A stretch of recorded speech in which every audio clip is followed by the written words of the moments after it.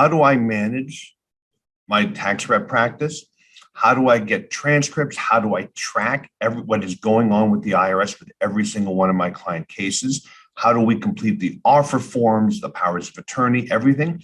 We use Tax Help software. Tax Help software is the cornerstone of our practice.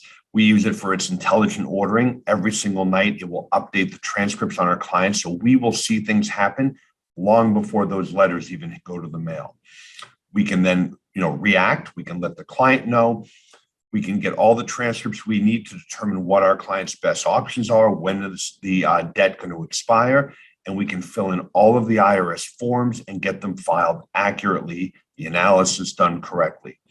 If you're interested in giving it a test, go to taxhelpsoftware.com, use promo code TAXREPTRIAL, all one word, all caps. You'll get a free 2-week trial.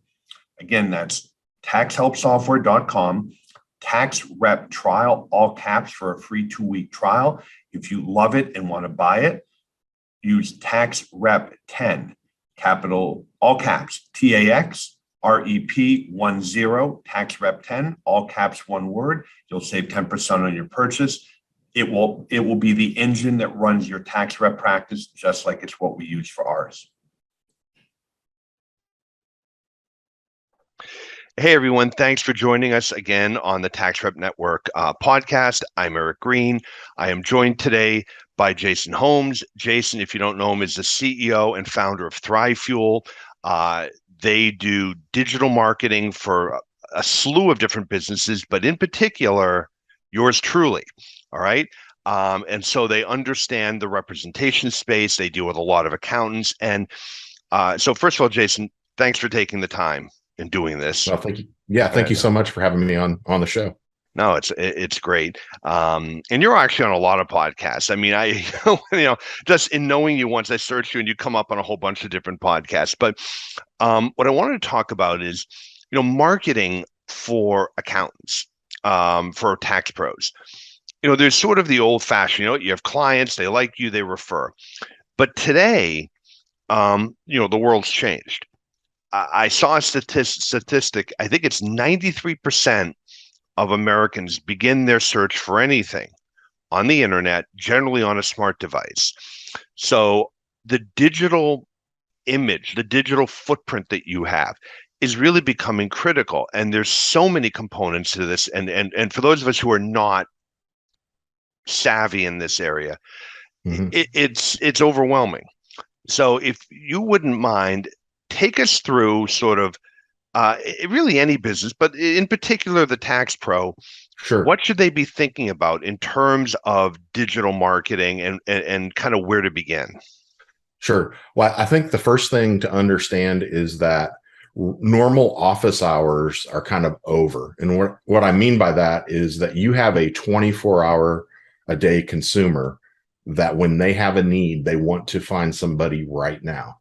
So think about the person that comes home, mid-30s, let's say, they get a letter from the IRS and it's 5:30 or 6 o'clock in the evening, and they're in a panic immediately. They might not even have an accountant, let alone know who a tax pro is or know anything about what's happening. And to them right then, even though that there's this process that's going to take place, it's not as big of an emergency as they think it is. They may need representation, but it's 5:30, 6 o'clock in the evening, and they've just had this bomb dropped on them that they've got a need. So their very first thing that they're probably going to do is they're going to read the letter, they're going to panic, and they're going to go directly to Google. So they're going to look for somebody who can help them or get advice. I mean, they're going to maybe text their mom or friends or family or, somebody that they know, and might get a referral. And it's great to have a really strong network like that. But if you're going to grow in the tax space or really any space like that, you've got to have an amazing online presence. You've got to have the best online presence in the marketplace for what that consumer is searching for, because to them, it's an emergency. They need you. And often they don't want to tell anyone. They open up the letter and now they're in a panic. They want to solve this before the spouse finds out, before the checks bounce. Their employer finds out. that they're going to be, their wages are going to be levied. Right. The embarrassment, the economic fallout. So no, I think you're right. They come home, for me, I kind of pull up and I open my mailbox and grab everything. I've Hmm. gotten IRS letters. Hmm. Generally it's, there was a rounding error. We owe you 3 cents or some nonsense like that, Hmm. thankfully. But I Hmm. will tell you though, there's always a little bit of panic and what is this? I Yep. quickly open that up in the car and like, all right, whatever. Um, but no, I think you're right. I think that, the fact is it's 7 days a week, 24 hours a day that people are going to go. But there's a benefit to that or an opportunity. And you started, I think, going there, which is if you have a great online presence, you're selling 24/7, even if you're yourself physically not up 24/7. Exactly. So it still starts with your website, having really good content, having at least some basic articles that are on your blog or on your site, some services that are going to rank well in Google. That's the start of a really good online presence. But almost as important is the Google business profile, because what happens now is you do that search, and over 75% of the time that you do a search for anything, you're going to get local results at the top of the page in that what we call the Google 3-pack, which are the Google Maps. So it's basically looking and saying, okay, who locally matches this search and how do they rank? And right away, you're going to be hit with a description of the business, a phone number, a website, and then reviews. So as important as your website is, you've got to have a really strong Google business profile and have that optimized so that people who are looking for your services find you right away. And that doesn't happen all the time. A lot of times the best guys in any industry who really are good don't pay as much attention as they should to marketing, and then they start to lose market share and they don't even realize it's happening. You told me So that, yeah, about mhm, your Google profile. I think your team messaged mhm, me and said, "Yeah, what about your Google profile?" I'm like, "What do you mean my mhm. Google profile?" Yeah, And they're like, "No, no, no, we got to fix this." yeah, And so exactly. Yeah, it's because super important. never thought about it, right? I open my Mhm. business, I can search after like a few weeks. I show up, there I am, I'm done. And that's not that isn't how it works. Right. But the other thing you pointed out, the local, Google knows kind of like, Eric Green, who's panicking at 1 in the morning, is out searching. They know, all right, Eric is near New Haven. Who around New Haven? So Right. it's interesting, but yeah, you will show up in the local um, with the local results, even if you're not competing nationally. How Right. important is it, even just locally, to be optimized? So yeah, it's super important because Google looks at so many different things when they're matching search results. It's not as simple as it used to be where they're just looking at a few keywords. They're looking at that Google business profile because they're basically trying to ingest the web, especially in the local space where they're they're kind of raising all of those directory listings within Google Business Directory to the top of the search results. And then the next thing they're looking at is your website and how fast does it load? Does it have original content? Is there a local phone number, not just an 800 number? If you're trying to do business locally, you need to have a local phone number as well as an 800 number, simply because Google looks at it and says, is this business really local for truly, local results? And then you've got to have a good way for folks to get in contact with you. You put yourself in that situation of a person who reaches out on the website or gets home, gets that letter, wants to find somebody right away. We believe it's important that not only if it's during the day or 8 o'clock or midnight or whatever, that if you reach out on the website of a financial pro, you should get a response back right away. So you've got some type of a marketing automation system where somebody fills out a form or interacts with a chat bot. And if you get their phone number and their email address, then, that immediately is obviously a lead. But we set things up for our clients so that they automatically get a response that says, hey, we've heard you. This is with us. Somebody's going to be with you soon. Give them a time frame. We're going to call you tomorrow or, something like that. So that they feel like they're they've taken care of the issue as much as they can at that Right. time, because everything's on demand now. I mean, we do not have patience for anything anymore. That's why that's why Amazon Prime exists, because you want it, you need it, you've got to have it right now. And so, yeah, we think your digital presence needs to do the same thing. I try to explain this to my kids, what it was like when we'd have to go to the mall and go from store to store to store looking for something. Yep. And now, I mean, by the way, have you done this? I've gone on Amazon and found like classic candy you can't find anymore. They have it on Amazon. Yep. Yeah, no, it's unbelievable. But Uh-huh. we are. I mean, it is, and especially in the resolution space, because the people that are calling you, I don't tend to have too many clients saying, "Hey, Mr. Green, everything's great. But I was thinking I got this thing. I'd like to deal with it." Normally it's I've been ignoring it. They've now hit my bank account. My bills are bouncing. My wife is going to kill me. You need to help me. Right. And so there is the urgency, and for the people listening, that's why, as Jason said, it's so important that when people go looking, one, your presence, right? It tells them what you do. It looks good, but that they can at least interact with you, even if it's not really you, but interact with your company, let's say, in a way that they're like, okay, someone's going to get a hold of me, which of course, by the way, make sure you follow up with them. Otherwise Absolutely. it doesn't do anything. Right. So Jason, aside from just the website, right? It looks clean, loads quickly, has the right content, search engine optimization is done. Okay. What else? What's next? So you've done the website, you've got a good site, good content, it's ranking well in Google. You've got Google Business optimized. What I mean by that is you've got at least a few substantial reviews, you've got photos, you've got videos, you've got some content there. That's something we do for a lot of clients, but you can absolutely do it yourself.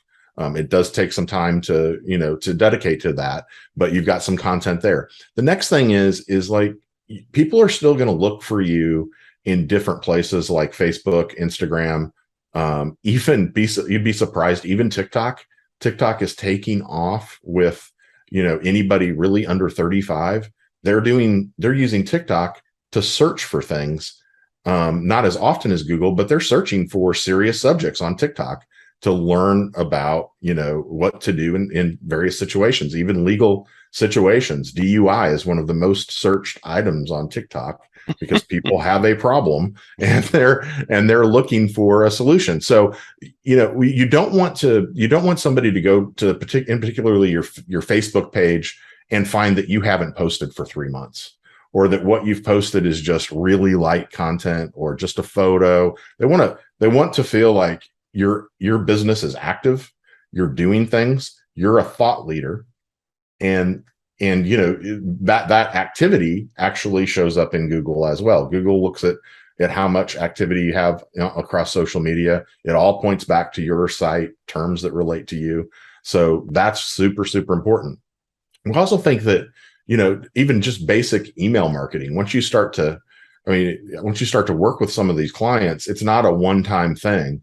They're going to have issues later on. They're going to refer you to their friends. Stay top of mind with monthly or even more often email newsletters.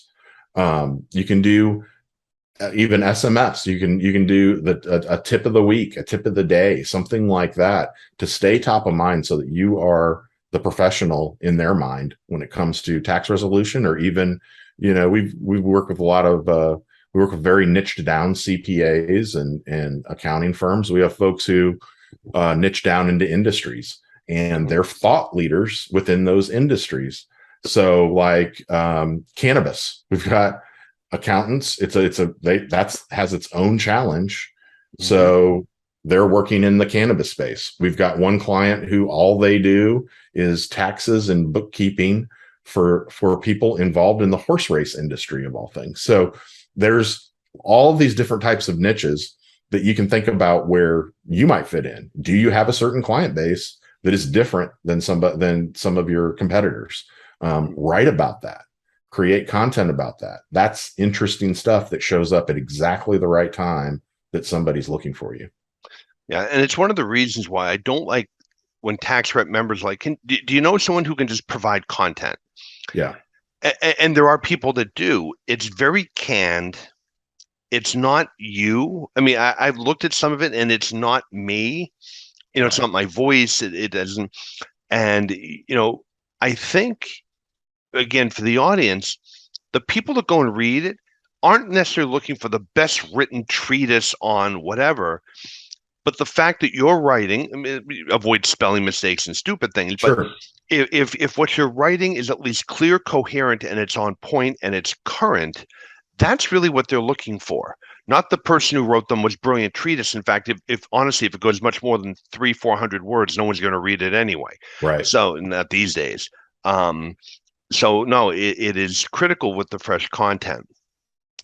Now, beyond that, I'm interested because there's all this pay-per-click, the ads, the it can be overwhelming. First of all, Sure. can you explain sort of what this stuff even is? Sure. When do people start? When should people begin using that? And what do you budget for that kind of stuff? Right. Right. So in local markets, we usually start with, I mean, just for a number's sake, well, we're going to start with $1,000 to $2,000 in ad spend per month most of the time to really have an impact. If you can't invest at least $1,000 a month in that space, then I wouldn't even play in the paid ad space right away. You get everything else that you can so that you can then scale your business. I mean, we talk to a lot of folks who they're one-man shops and that's all they want to be. And if that's what you want to be, then you've got to do one of two things. You've got to increase your rates, your personal rates, and get to the volume you want to be at, and then not worry about growing. Or you're going to hire other folks to join your team and grow the business where you can. And in that case, when we work with those businesses, anywhere between $1,000 and $5,000 a month is not unheard of in local markets. And I'm talking about local mid markets, not your metros where you're going to have more pressure on price. I think that in those bigger markets, you can still do a lot with smaller budgets, but you've got to be a lot more targeted. You've got to be that really niched down person. And then, when you start to spread that budget out, I mean, we get clients sometimes that say, I want to do pay-per-click on Google, Facebook, Instagram, and I want a Pinterest presence and my budget is $200. That's just not realistic. So you've got to think about it as an investment in what you're trying to do. Be very specific in what you're trying to do, because as you know, you can spend as much as you like in marketing. You can, Procter & Gamble spends over $1 billion in marketing every single year. They don't even know if it all works. They just know that they're Procter & Gamble and that's what they're going to spend. They're going to continue to try and grow, So I look at it as, if you can come up with a really good offer for your clients, think about what areas of the business you want to grow in, and then build a landing page specifically for that offer. If you're trying to get more just tax clients or bookkeeping clients or tax resolution, you're gonna focus on that guy who gets that letter at 6 o'clock at night, and you just want that lead. You want to have the most professional landing page you can possibly have with an ad that matches that landing page, and you look like the tax pro guy to settle this for them, then just focus on that. Because marketing is still a funnel. Okay. It's basically, you have a need, you grow awareness, somebody gets to the bottom of that funnel and they make a buying decision. Google AdWords in particular, that is the very bottom of the funnel. So when you see an ad, let's say you see an ad for a Cadillac, and you've got a little bitty dealer logo down in the bottom corner of that ad, whether it's on digital or billboards, or even if it's TV. A lot of times you'll have a Cadillac ad or any type of auto ad, and then they have a dealer attached to it. But what those types of ads are really doing is building the brand. And what happens is the consumer then says, I want that Cadillac CTS, and they immediately go to Google. Well, who wins? It's not the co-op ad. It's not the dealer you saw on the billboard. It's the dealer with the best online presence and process to follow up on that lead. Because I'm early in my career, I used to build so marketing solutions for car dealers. And you would be shocked. They will do, the owner of the car dealership will do anything for the lead. They'll do anything for the incoming lead. And his internet guy or whoever is following up on those leads doesn't do the job. So I'll call him back tomorrow. You can't do that. You've got to be on it when you get a lead, because they've got a need. They're in that buying decision window for a short period of time. They're going to make that decision, and if you don't call them back, they're moving on, because they are rattled when they're looking for your services. What's so funny is, so our app, the Tax Rep app, which allows you to, if you get this lead, to follow up and start a drip campaign, was designed by Rapid Funnel, made their name in the auto space. For auto dealer, for salesmen who meet somebody and they immediately, literally the instant that name, email, cell number goes in, message and automated follow-up. In other words, they to your point, cannot let any lead get away, because every lead is critical to them. Right. Super competitive space. And I think, especially in the financial services space, you've got a mixed group of folks you got a lot of conservative people who don't, have always relied on that referral and not really marketed their business. And if they're not seeing a result right away, that, oh my God, this marketing thing doesn't work. And that's just not how that's not how you treat it, because you've got really aggressive competitors who will come after your core business. And then you look around and you figure out that I'm losing market share to somebody who's not as good as me, because they're doing a much better job with their digital presence and their marketing presence. Whereas you're gonna delight the customer more if you're better, but it doesn't matter by the time they've heard of you or they don't hear of you, because they've already signed a representation letter or contract with your competitor. So it's and for the audience listening, it's very much, even the ads to a point, it's very much Johnny Appleseed kind of stuff, meaning, I'm very big on blogging. One, because it forces the members to think about the topic and whatever, but it stays out there forever. You blog twice a week. In month, there's 8. The end of the year, you have 100 blog mini websites, if you will, out there, and people will find this stuff. And so I'll get this, like after a month, I only got like 2 calls. Keep doing it. Keep doing it. Keep doing it. All right. The audience has heard me say this. It's very much like getting in shape. You can't go to the gym for 4 hours in one day and get in shape. You get into great shape going 30 minutes a day, day after day after day after day. That starts to be a lot. Like you said, $1,000. Yeah, $1,000 is actually a pretty good budget. Again, in New Haven, Connecticut. If I were in New York City, I think. Right. Again, we're super niched as well, but there's a lot more competition in New York than there is up in New Haven. But $1,000 goes a long way, and it's, that first month, okay, I got a little bit, but it's the consistent, because there are a lot of people with tax problems who will see and go, okay, but I'm really not ready yet. And they see you again, and they see you again. And you know what? It's that, I believe it's that consistent messaging out, where they're like, you know what, I've got to call Eric. I got to deal with this problem. You are top of mind. Yep. Because they're only going to call you when they need you. It's like, you don't call a plumber if everything's working.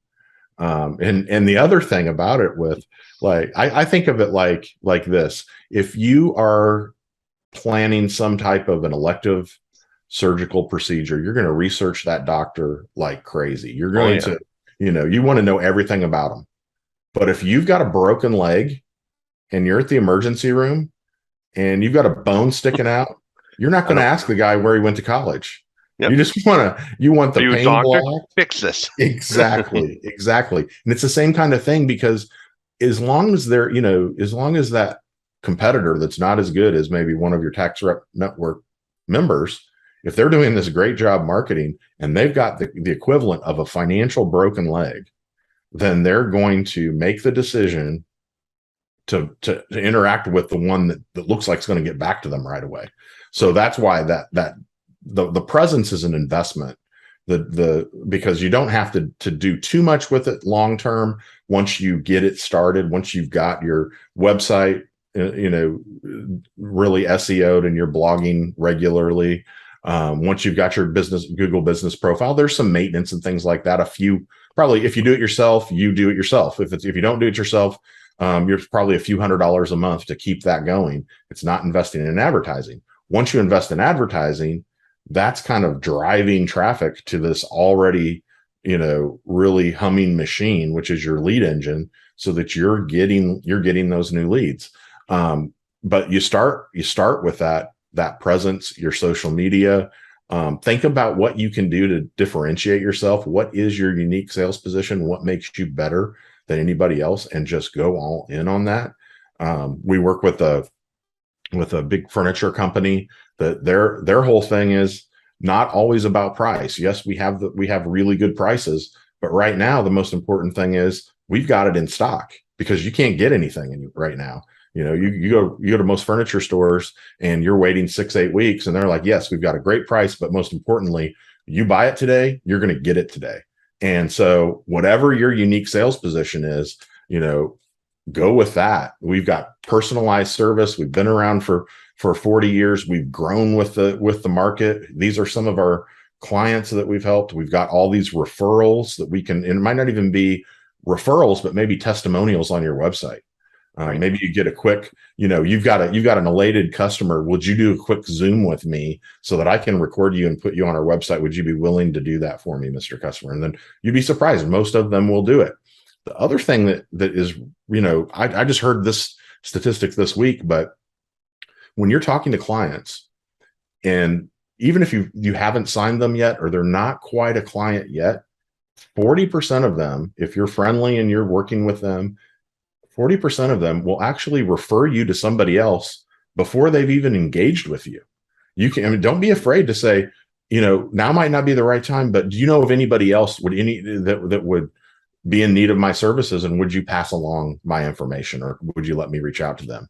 And 40% of them will. So that makes every lead, 1.4 leads instead of just one. So that's really a strong thing to think about.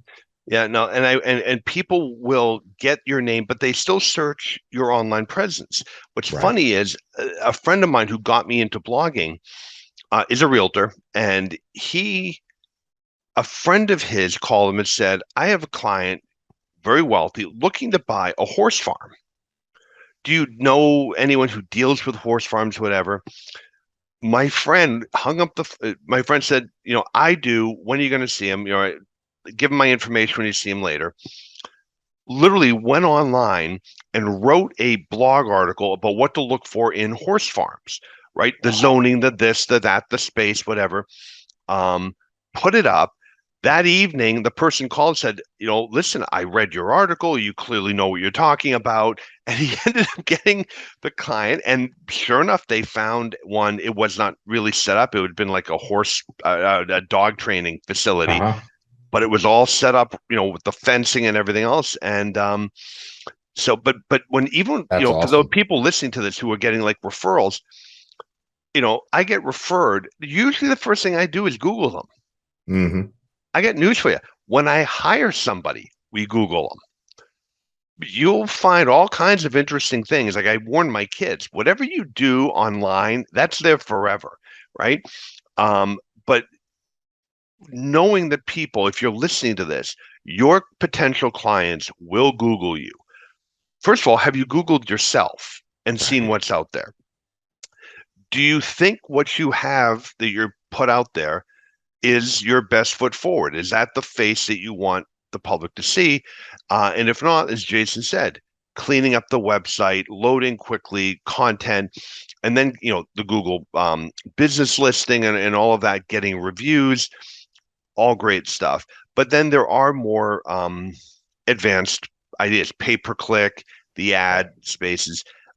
Jason, anything else that you can think of? I mean, the incorporating video even in your blogs, just a quick iPhone video that you throw out on social media that links back to your blog that says, hey, today I want to talk to you about XYZ. These are the 4 components that are most important. If you don't have time to read the article, but if you do, click below. video's really taking over when it comes to social media in general. I mean, Facebook is trying to take on TikTok right now, just because they've really lost a lot of market share just in a year and a half to TikTok. And you will see first movers right now on TikTok, things like personal injury attorneys, even tax guys. I mean, I've seen some of those folks already on TikTok, and they try to be as entertaining as possible. Doctors, things like that. Really think outside of the box. How do you make yourself just a little bit different? And you don't have to become quote unquote TikTok famous, but just getting some content out there helps you show up higher in search results. So Right. every little bit that you can do.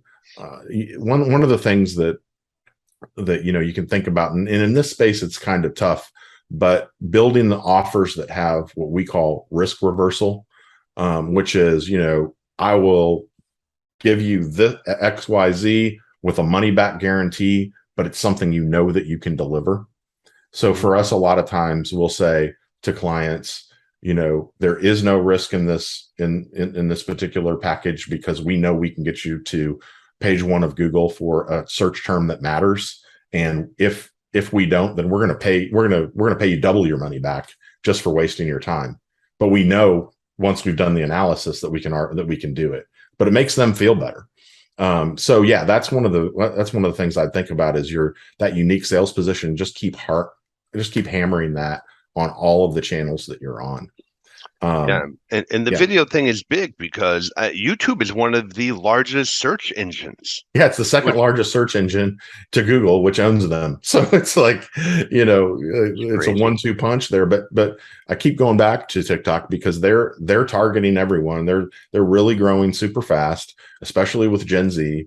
They're creating longer format videos, or allowing longer format videos, and TikTok's being used to drive folks to YouTube channels, and YouTube is being used to drive audience to TikTok. So it's kind of all symbiotic. You don't have to be on TikTok right now, but it's something that I would be watching just because of the demos it's hitting.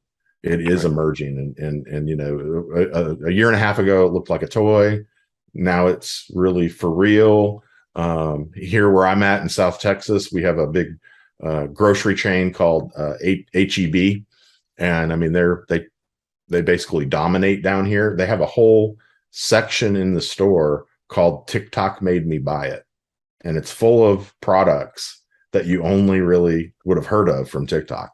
So that's the culture right now. Wow. And yeah, so couple things for your audience too is we've got on our website, if you want to do an audit of your site and take a look at how you stack up from an SEO standpoint, you can do that. If you go to thrivefuel.com/SEO, there's a form there where you can get a report back that will audit your website. And then we also have one for Google Business Profile. Google Business Profile used to be called GMB, Google My Business. So the URL you'd want to go to for that would be thrivefuel.com/GMB. And you can run an audit and take a look at enter a search term. And what that will do is that will give you a geographic grid in your local market of where you rank in that Google 3-pack. So for instance, if you do tax resolution for your business, you enter your business information for your address, it'll tell you from like within miles where you rank for that search term. So it's really cool. You can see if you're right on the edge of being in the 3-pack, you might be, the fourth business showing up, which means you've got just a little bit of work to do and you'll be in that 3-pack, or you might be way down the list, but it'll at least give you some insight into where you stack up. Right. And for the people listening, I will put the link to Thrive Fuel down below in the description. So Jason, listen, thank you. Any last thoughts, final words for the audience? Just don't be afraid. Do something. Doing something, even if it's just blogging, is better than not doing anything. I mean, right. It's not getting any easier. The competition's getting stronger all the time. So, if you're going to really play in the space and you're going to be a thought leader, take a look at these points, and I'll send a basic outline to you, Eric. If you want to include it in the description, you can do that. And think about that online presence and jump right in. It's not as scary as it sounds. Yep. No, I couldn't agree more. So everyone, listen, Jason, thank you. Everyone, check out the link below. You can go do the audits, as Jason said. Contact Jason and his team if you want help with any of this. Listen, thank you for listening, Jason. Thank you for taking the time. Thank you so much for having me on the show. Yep. Nope. And I guess until next week, everyone, take it easy, stay safe, and we'll be talking. Bye-bye.